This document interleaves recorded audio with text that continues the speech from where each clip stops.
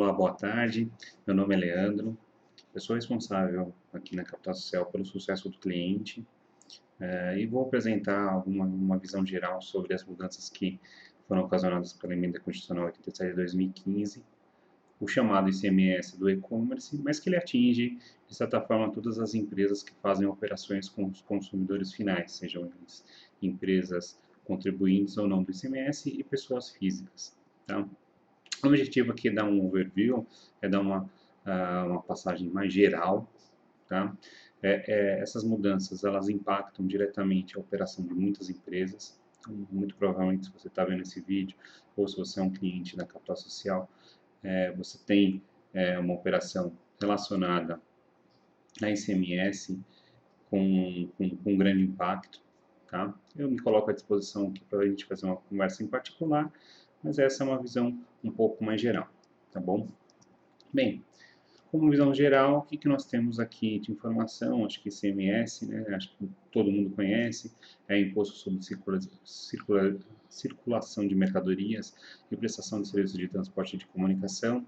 Então, você contrata uma transportadora, tem ICMS, na sua conta telefônica tem ICMS, e aquilo que é mais claro, que é na nota fiscal de mercadorias, tem esse imposto ICMS. Tá? A competência dele é estadual, ele tem uma regulamentação pela Lei Candir, que é a Lei 87 de 96. Tem uma característica muito importante de definição das alíquotas, que as interestaduais, elas são definidas pelo Senado, né? E as internas, que são definidas por cada estado. Então, cada estado vai definir a alíquota das operações que são ocorridas dentro daquele mesmo estado. Ok? Bem, falando um pouco da Emenda Constitucional 87, o que aconteceu? Eu vou me permitir dar uma lida aqui na redação atual, porque lendo a redação a gente vai entender facilmente o que está acontecendo. Tá? Bem, vou ler aqui para vocês. Então, as operações e prestações que destinem bens e serviços ao consumidor final, então nosso foco aqui vai ser falar um pouco do consumidor final, seja ele caracterizado como uma pessoa física, seja ele caracterizado como uma empresa que pode ser até inscrita no ICMS, mas utiliza aquela mercadoria para o seu uso e consumo ou para imobilizar, né? Voltando aqui, contribuinte ou não do imposto, aquilo que eu comentei, então existem empresas que imobilizam, compram máquinas, equipamentos, o objetivo é ser um consumidor final da mercadoria e não revender. Localizado em outro estado, adotar-se-á a alíquota interestadual e caberá ao estado de localização do destinatário o imposto correspondente à diferença entre a alíquota interna do estado destinatário e a alíquota interestadual. Então aqui é onde vai provocar a nossa mudança, né, principal, porque agora as operações de consumo final, elas vão ter a alíquota interestadual. Tá? Bem, a responsabilidade pelo recolhimento do imposto desse diferencial de alíquota será o destinatário, quando ele for contribuinte do imposto. Aqui não muda muito, né? Já era assim, tá? E ao remetente, quando o destinatário não for contribuinte do imposto. Tá? O que significa isso, né? Eu acho que um pouco essa emenda ela vem sendo constituída ao longo do tempo. Existiu um convênio em 2011 que regulamentava essa questão, só que ele era inconstitucional porque ele não poderia ferir, né, artigos da Constituição. Tá? Então, a emenda constitucional 87 ela vem estabelecer essa nova dinâmica, ela vem sendo construída há algum tempo com os estados. E ela serve para quê? Né? Por que ela foi constituída?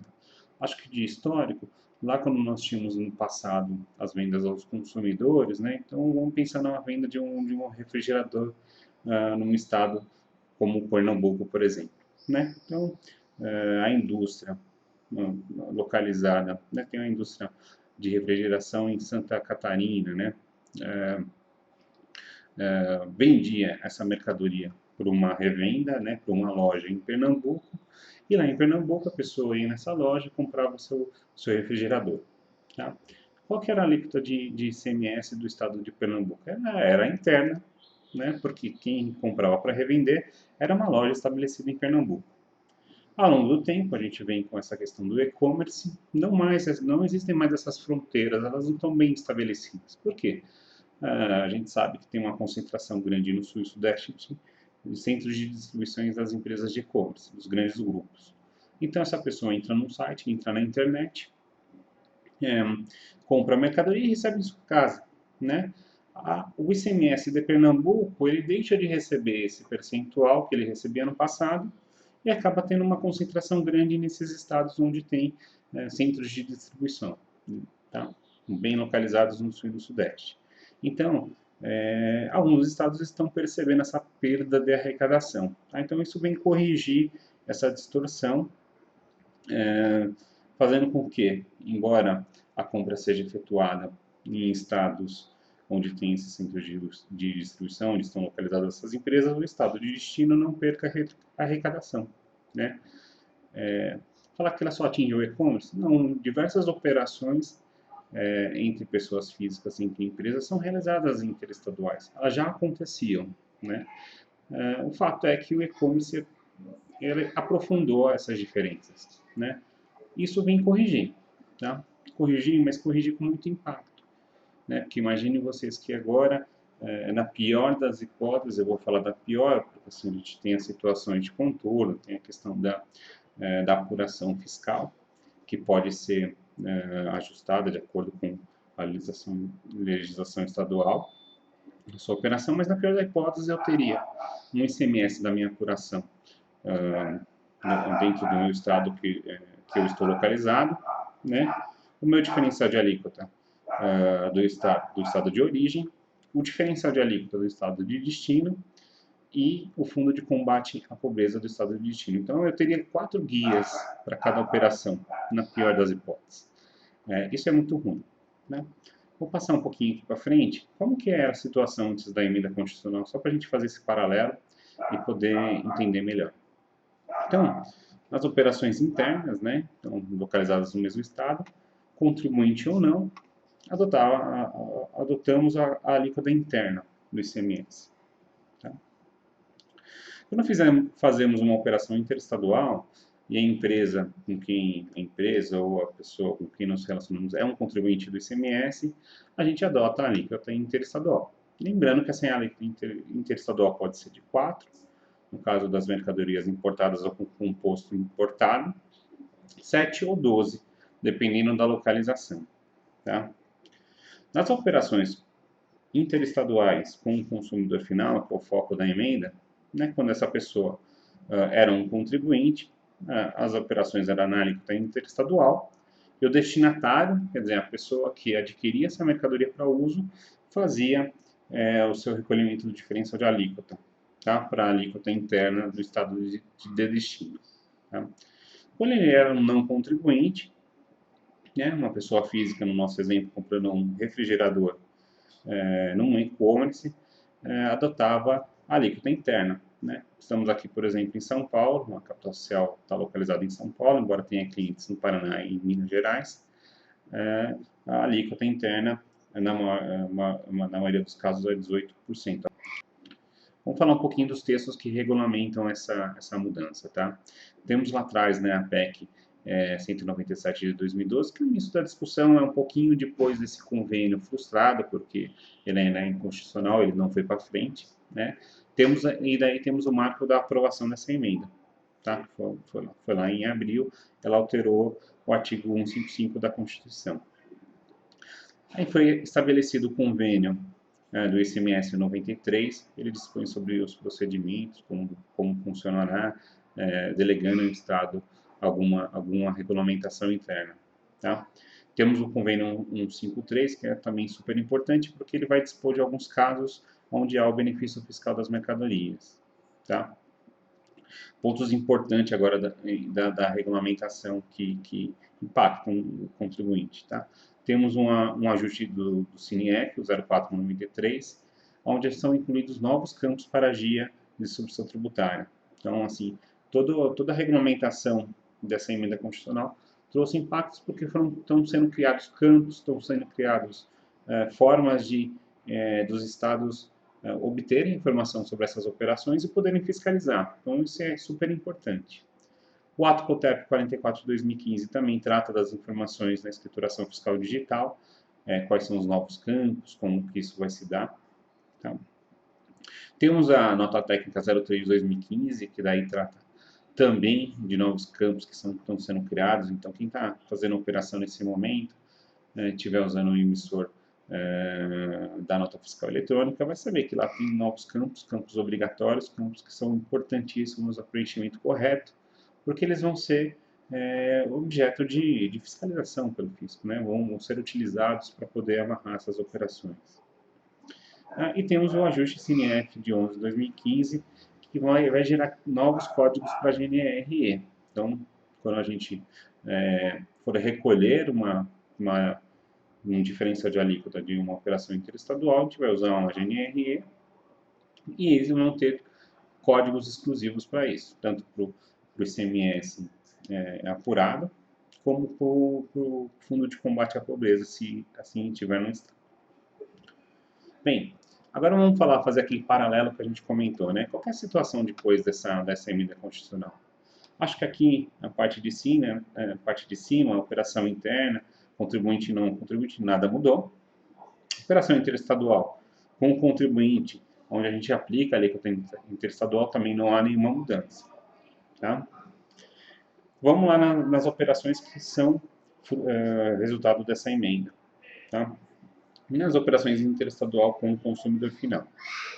Bem, quando ele for contribuinte, que a gente já viu lá atrás, onde a gente adota a alíquota interestadual, o destinatário vai recolher o diferencial de alíquota. Isso não mudou. Tá?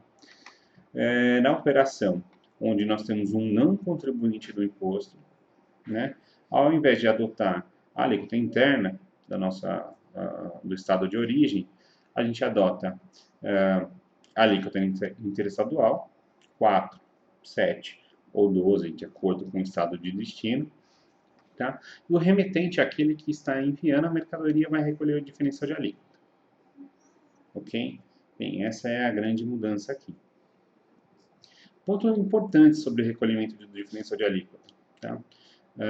Na origem, o recolhimento vai ser mensal junto com a apuração do ICMS de substituição tributária de diferencial de alíquota. Tá? Então, assim, eu falei daquela pior situação, acho que o que ameniza um pouco é que a gente vai conseguir fazer a apuração desse diferencial de alíquota e pagar junto com as nossas outras obrigações com o fisco estadual. Tá? Na OF de destino, vai ficar a cada estado essa regulamentação. É aí que vai começar o nosso problema, porque a gente tem que, quando faz a operação interestadual, conhecer a regulamentação desse estado de destino. Tá? Eu vou dar quais são as duas formas que existem. Um recolhimento por documento, então cada nota fiscal que eu gero uma GNRE e faço pagamento. Ou recolhimento mensal pela apuração. Eu vou dar um exemplo aqui de um estado que saiu na frente nessa regulamentação, que é Alagoas, que definiu que todas as operações para o estado de Alagoas vão ser, o recolhimento vai ser por documento. Poxa, isso é um impacto muito grande. Se você tiver operações com Alagoas, provavelmente você vai ter que reforçar a sua equipe aí, do faturamento, do fiscal, o seu apoio da contabilidade, porque isso vai ser um trabalho significativo. Tá? Poxa, quando o recolhimento for mensal por apuração, os estados também estão definindo de que forma. Muitos já saíram falando, olha, a apuração vai se dar pela inscrição estadual do substituto tributário. Então, já existiam em alguns estados essa inscrição, então eles vão utilizar as mesmas ferramentas da substituição tributária para poder apurar, ajudar o contribuinte a apurar o diferencial de alíquota, tá bom? Mas é importante aqui que tem que pesquisar estado a estado com que você faz a operação para poder definir melhor essa forma de recolhimento. Bem, essa emenda constitucional, ela vai, em 2019, esse diferencial de alíquota vai ser total para o estado de destino. Mas para que nenhum estado tivesse nenhum comprometimento de receita, isso vai ser gradual. Tá? Então, como que vai ser? Agora, em 2016, 40% vai ficar no estado de destino, para aquele que você fez a operação, e 60% na origem. Tá? E isso vai mudando. Então, 40%, 60%, 80% até se tornar 100%. Tá? Isso vai ser importante aí para ter essa adequação das receitas estaduais. Tá? Bem, um exemplo de cálculo é só uma simulação, tá? Mas aqui Vamos imaginar uma operação com não contribuinte de Santa Catarina para o Rio de Janeiro, pensando ali que antes como que era, né? Operação de ICMS 17% em Santa Catarina, tinha uma operação de R$ 1.000, o valor do ICMS era 170, recolhia tudo para o estado de Santa Catarina. Tá? Agora, como que vai funcionar? Minha operação continua os mesmos R$ 1.000, o meu interestadual vai ser de 12%, então esses 12% eu vou pagar para o estado de Santa Catarina no meu recolhimento. Tá? Vamos fazer aqui o diferencial de alíquotas, imaginando uma alíquota de 19%, lembrando que é sempre importante pesquisar, verificar qual é a alíquota, se tem fundo de combate à pobreza, se não tem, tá? E aplicar esse diferencial. No nosso caso aqui, no nosso caso de exemplo, vai ser 7%. Então, o valor do diferencial é R$ 70, tá? Para a gente estimular esse caso aqui, vamos considerar que tem um fundo de combate à pobreza de 2%. Tá? Então, o valor do fundo de combate à pobreza do estado de destino, então é por isso que vai requerer um pouco mais de pesquisa, um pouco mais de informação para a sua empresa, para o seu contador, né? Porque isso é importante, tem que saber qual que é o percentual do fundo de combate à pobreza. Tá? Então vamos pensar aqui, na origem, né, a gente tem esses R$ 42, que é 60% de R$ 70, é o meu diferencial de alíquota, mais a minha apuração da alíquota interestadual. 120 mais 42, 162. Tá? Para o estado de destino, o que nós temos? O diferencial de alíquota de destino, 40%, como a gente observou, R$ 28,70 o total do diferencial de alíquota. Então, eu somo esses R$ 28 aos R$ 20 do Fundo de Combate à Pobreza e o F de destino, então o Rio de Janeiro vai receber R$ 48 nessa GNRE. Lembrando, GNRE vai existir um código para o diferencial de alíquota e um para o Fundo de Combate à Pobreza. O Fundo de Combate à Pobreza não é partilhado, ele é integralmente pago ao F de destino. Tá? Então, no nosso cálculo aqui, fica claro que Santa Catarina vai receber um valor e o destino vai receber um outro valor. Super importante, né? Quem está assistindo aí esse vídeo, empresas do Simples Nacional vão ter o diferencial de alíquota, esse diferencial. A diferença é que não vai ser devido nada para o estado de origem. Então, no estado de origem, você só vai pagar um imposto, o ICMS, devido pela sua DAS. Tá? O que você vai ter que pagar mais é o diferencial de alíquota calculado pelo destino. Como que eu vou calcular isso? Né? Vai ser assumido o ICMS, o percentual de ICMS que eu efetuo? Não. O cálculo vai ser igual às empresas de regime periódico de apuração. Ou seja, 4, 7 ou 12 de alíquota interestadual, embora isso não seja aplicado na sua empresa do Simples Nacional, é essa alíquota que você tem que fazer o cálculo para a alíquota interna. Tá?